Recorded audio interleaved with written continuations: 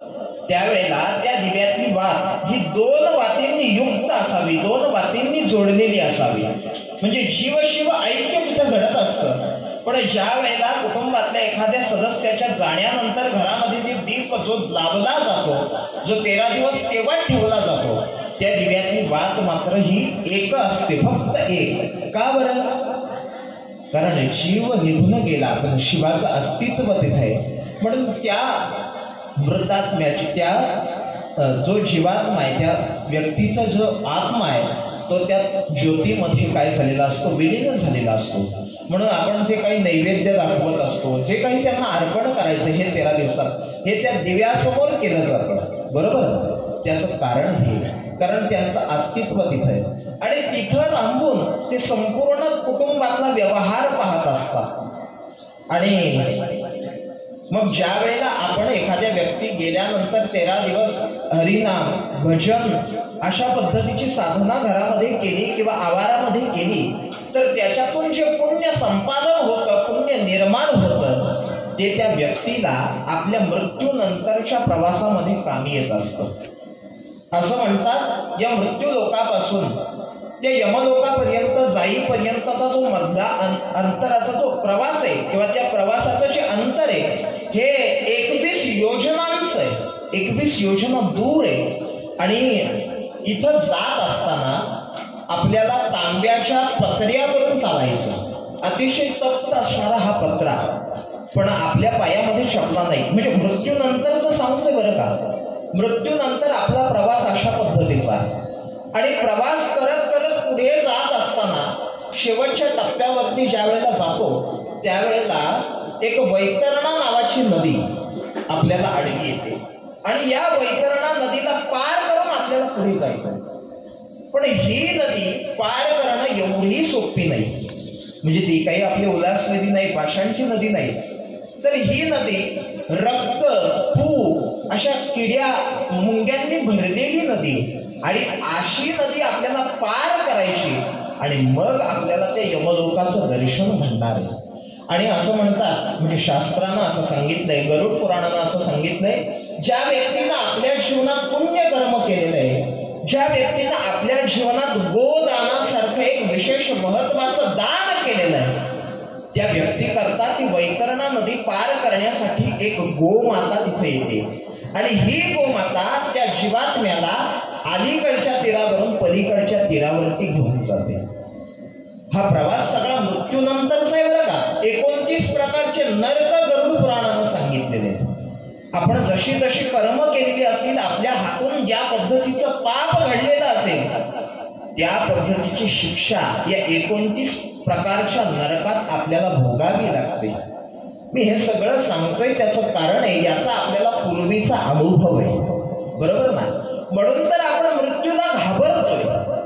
बरोबर ना? मृत्यूचं भय सगळ्यांच्या पाठीमागे लागलं.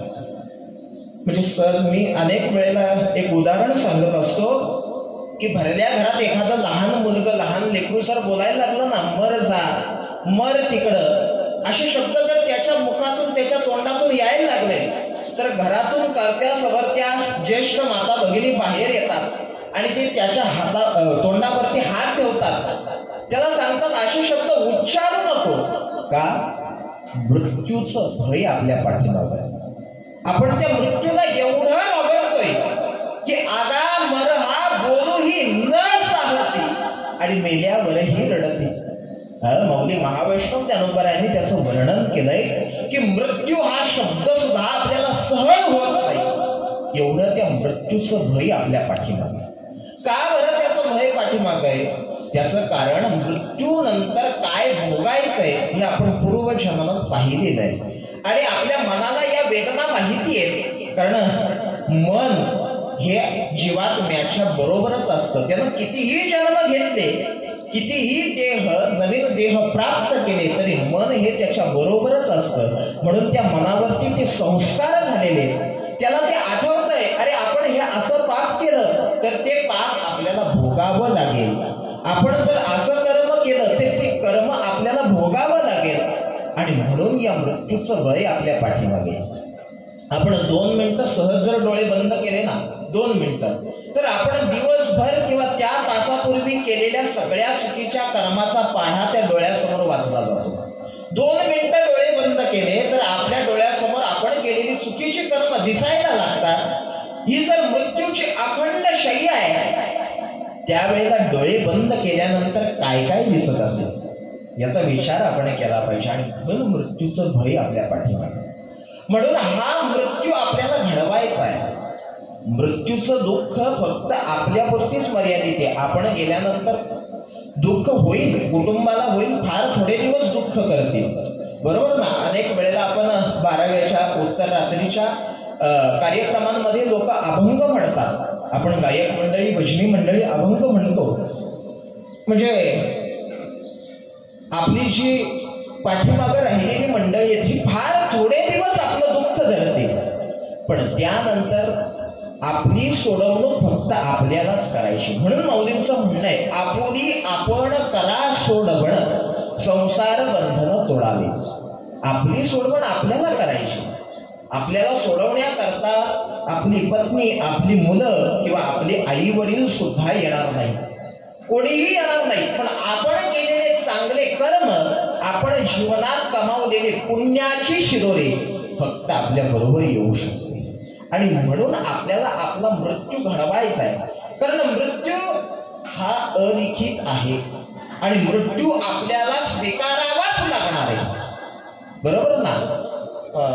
खरं तर भगवान श्रीकृष्ण अर्जुनाला सांगताय, देहाच्या गावा आलिया जन्म मृत्यूच्या सोहळ्या ना म्हणो नये धनंजया जिया.